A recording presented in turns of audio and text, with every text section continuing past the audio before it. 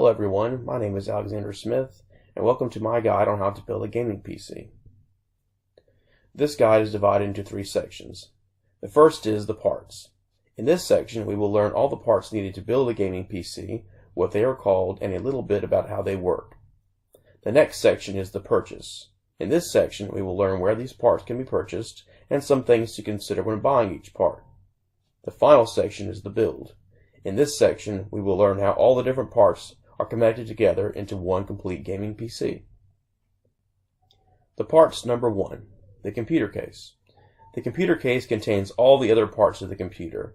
Everything you purchase in this guide will eventually be installed inside the computer case. Cases are available in many different standard sizes. These include full ATX, mid ATX, micro ATX, and others. ATX is a type of size standard used in PC building terminology. It applies to several types of computer parts and tells you how big the part is, and if the parts are compatible with each other based on their size. There are many low-cost case options available. You don't need an expensive case because they all kind of do the same thing. The last computer case I purchased cost me about $30 on eBay, and it's been one of my favorite cases so far. Cases are one of the easiest ways to add your own personal touch to your build. They are available in many different colors, shapes, and sizes, so just find the one you like and go with it. Number 2, the motherboard. The motherboard, also called the logic board, is the most important part of a computer build. All of the internal computer parts connect to the motherboard. If you were a computer, the motherboard would be kind of like your spinal cord with all the different nerves connecting to each part of your body. The motherboard is also the most complex part of your computer.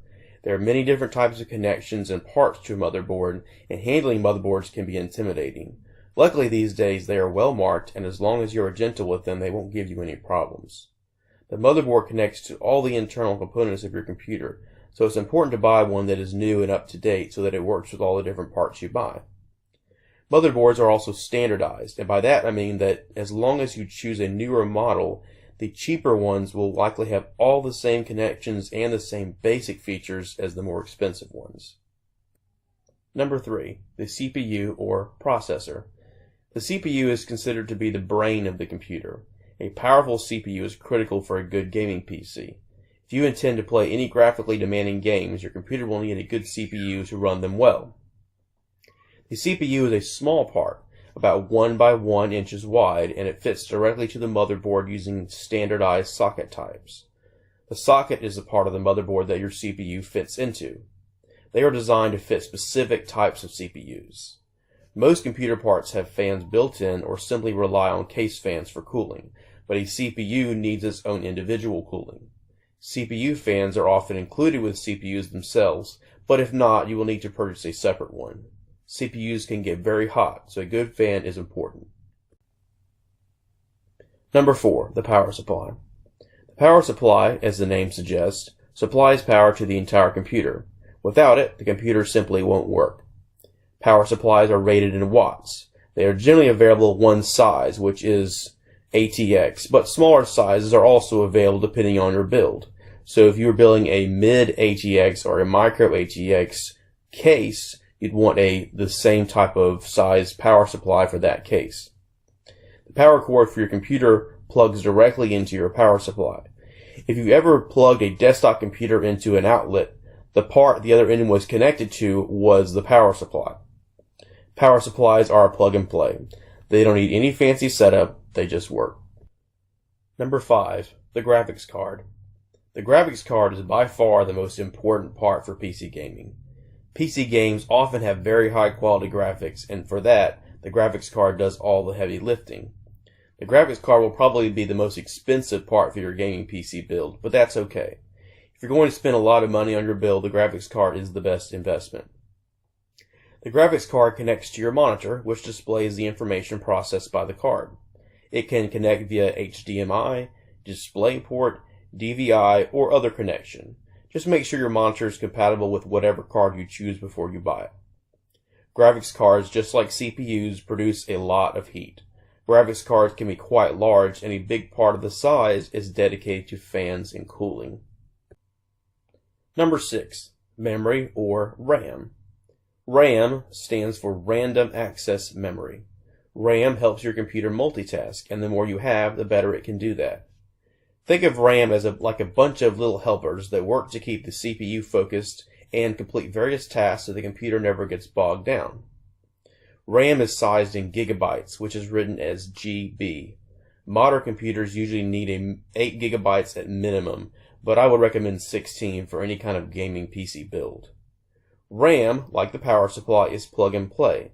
Once you plug it into your motherboard, you're done. Number 7, the storage. Storage options are where you keep all your computer files, including the Windows operating system. Storage options are sized in gigabytes, just like RAM. Storage options include hard drives, which are large devices that contain small disks that spin to access information, or solid-state drives, which are generally quite small. They don't have any disks and access information much faster than regular hard drives. Solid-state drives are more expensive than regular hard drives, so I generally recommend buying a solid-state drive that is large enough to hold Windows and your games, and then a regular hard drive to hold all your other files.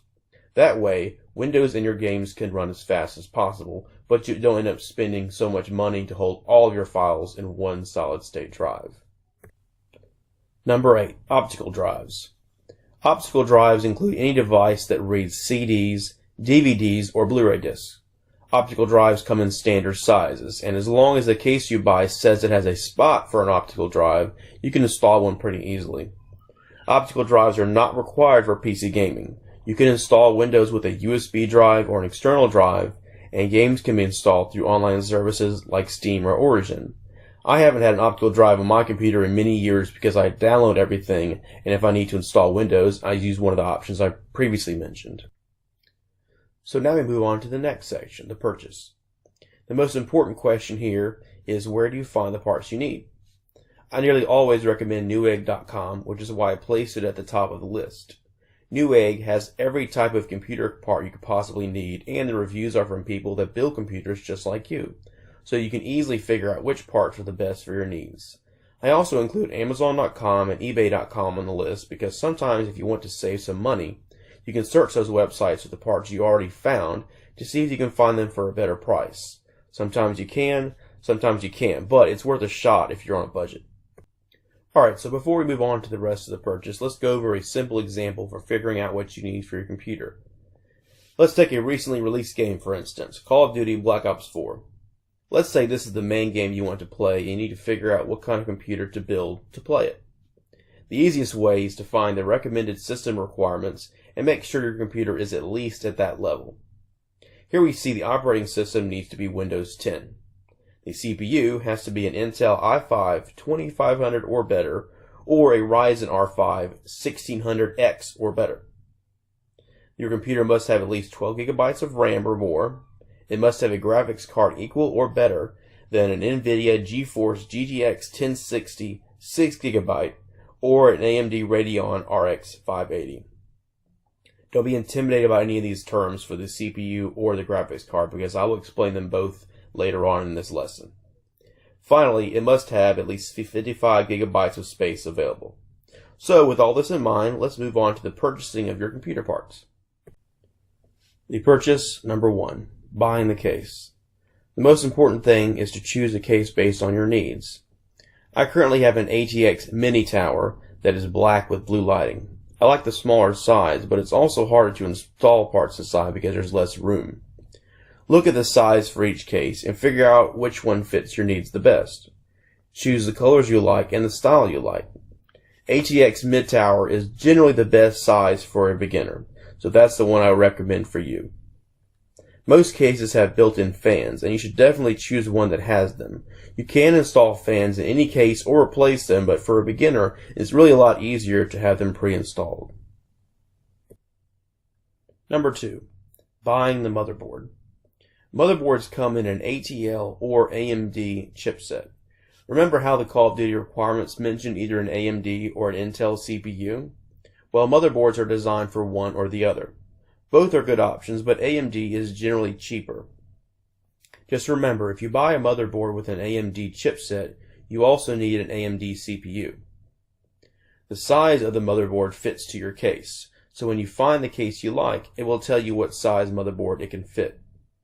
Generally, an HEX mid-tower can support nearly all sizes of motherboards.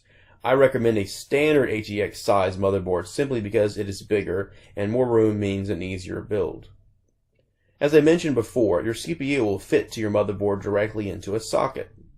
The socket will have a name like LGA1151 for Intel CPUs, or for AMD CPUs, also known as Ryzen CPUs currently, the chipset will be AM2 Plus, AM3 Plus, or something like that. All you need to do is make sure the CPU you choose is listed as one of the supported socket types for your motherboard. As long as they match, they will fit perfectly. So once you've decided which size and which chipset you want, simply go to newegg.com and search for a well-reviewed motherboard with those options included that fits your budget.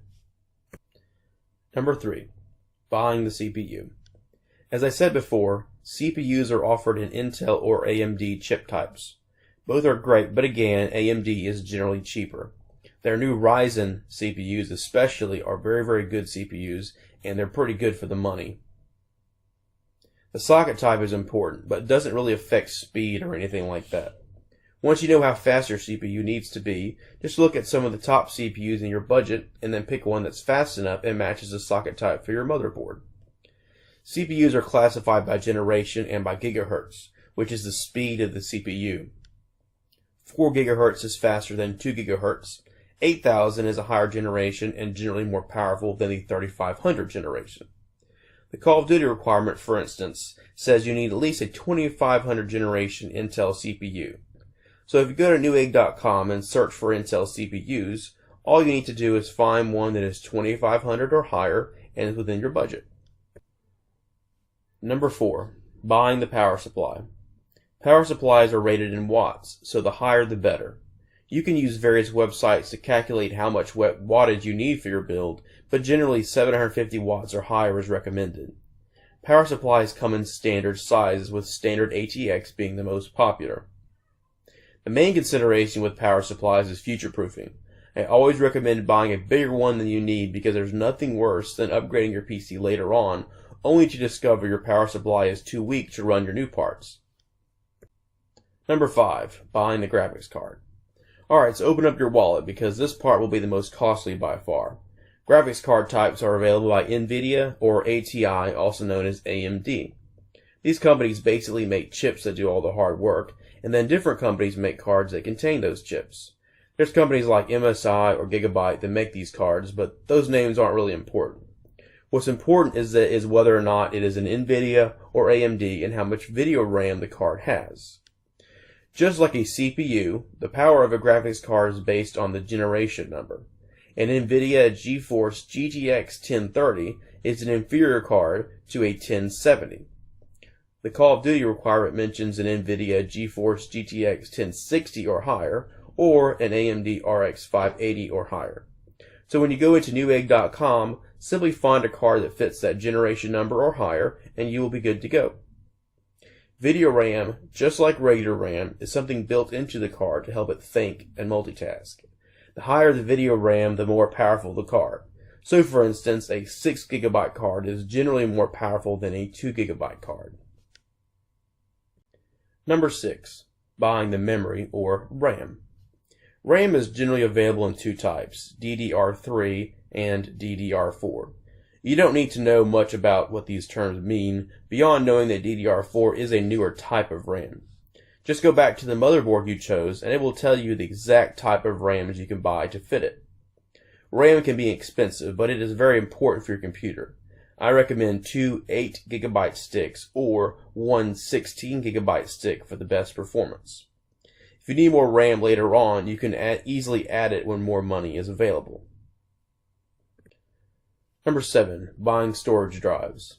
As I mentioned before, storage drives come in two types. I generally recommend buying at least a 250 GB solid-state drive to use for Windows and your games. It is very fast and will help your games load much faster. You can also buy a regular hard drive for your other files. A common matchup is a 250 GB solid-state drive and a 1 TB regular hard drive. Some of the best brands to use for solid-state drives are Samsung, and then for regular hard drives, I typically go with Western Digital. Computers can support several hard drives at once, so don't be intimidated by having more than one. Hard drives and solid-state drives come in different sizes, generally 3.5 inches and 2.5 inches.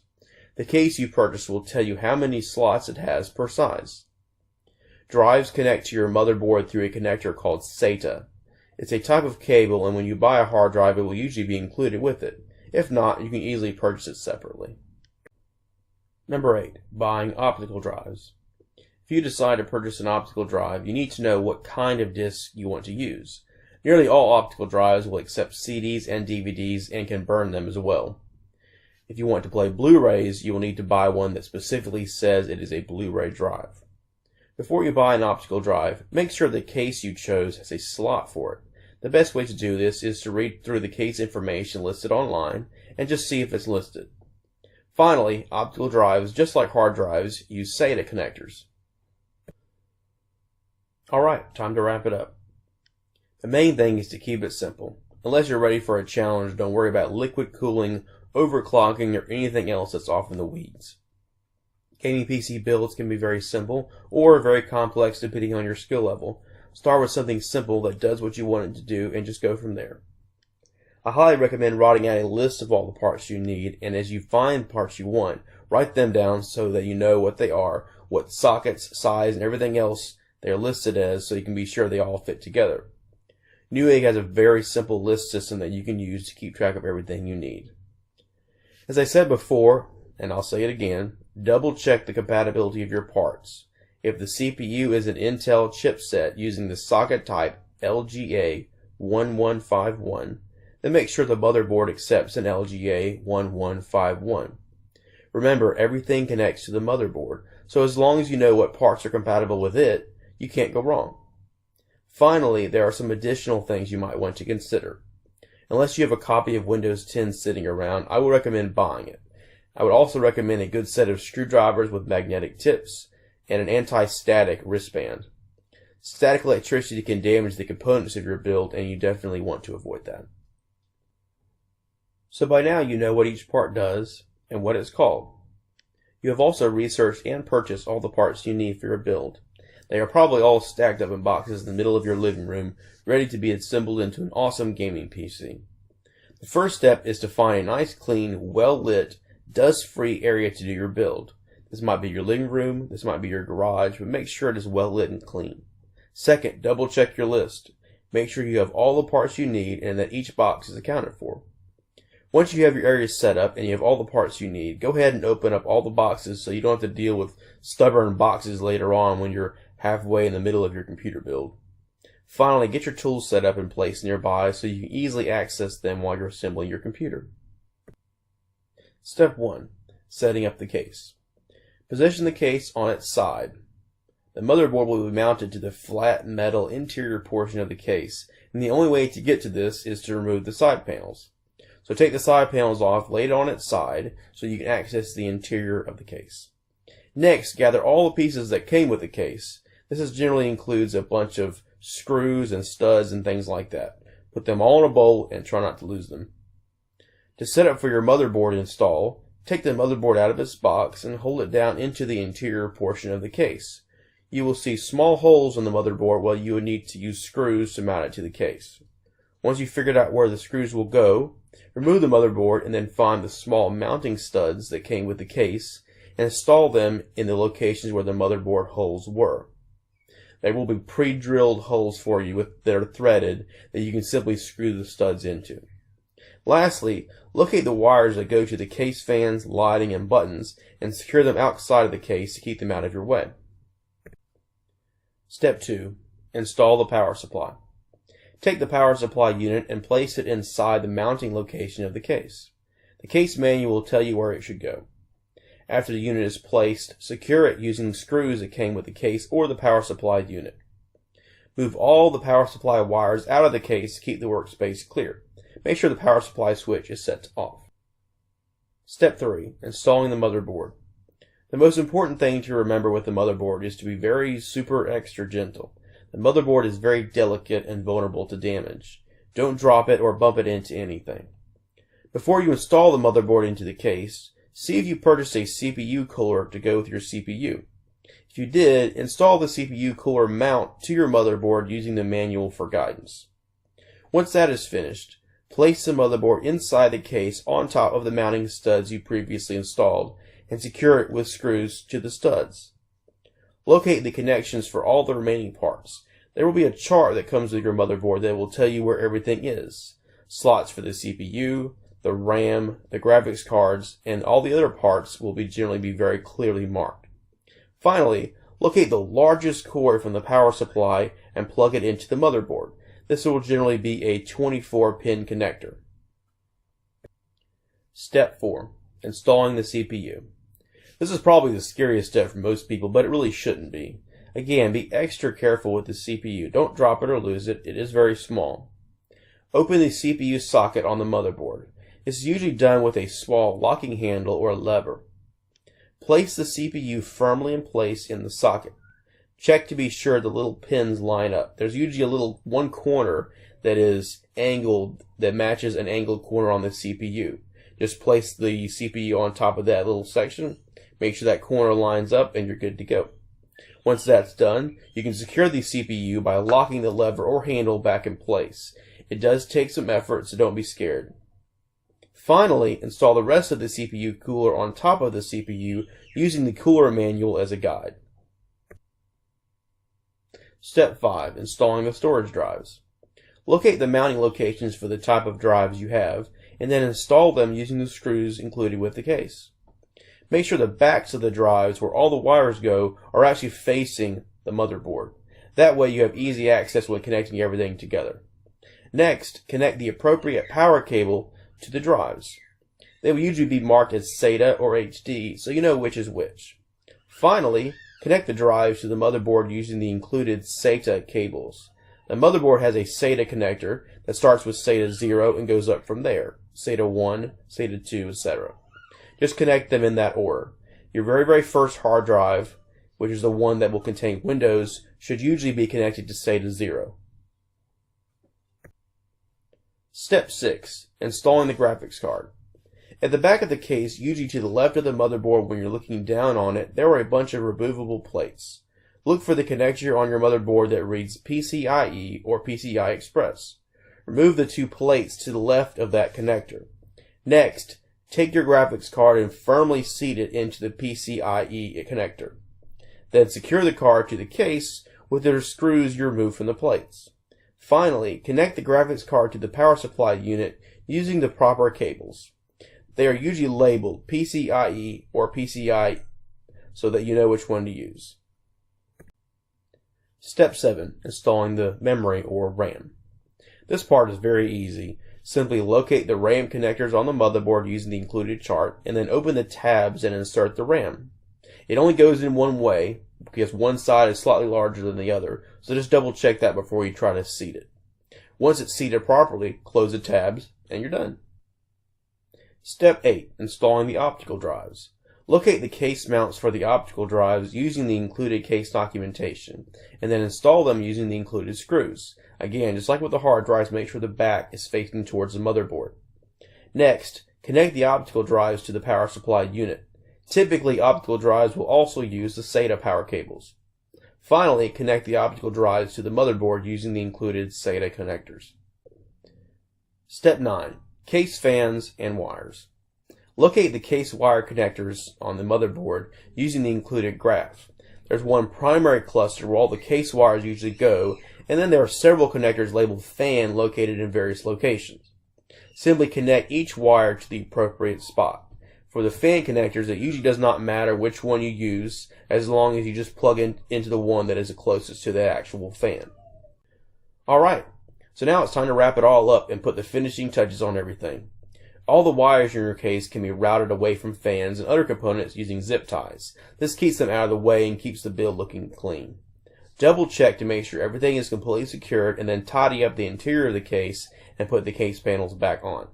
Finally, connect a monitor, mouse, and a keyboard to your finished build. One quick tip about the monitor. Your motherboard may have a monitor output on it, but don't connect your monitor to your motherboard. It has to be connected to your actual graphics card. Finally, so now that your build is finished and everything is cleaned up and ready to go, it's time for testing. Insert your Windows 10 install device into your computer, whether it's a USB drive, an external drive, or a DVD of some kind. Connect your computer to an outlet using the power cord included with your power supply. Turn the power supply switch to on and then press the power button on the computer.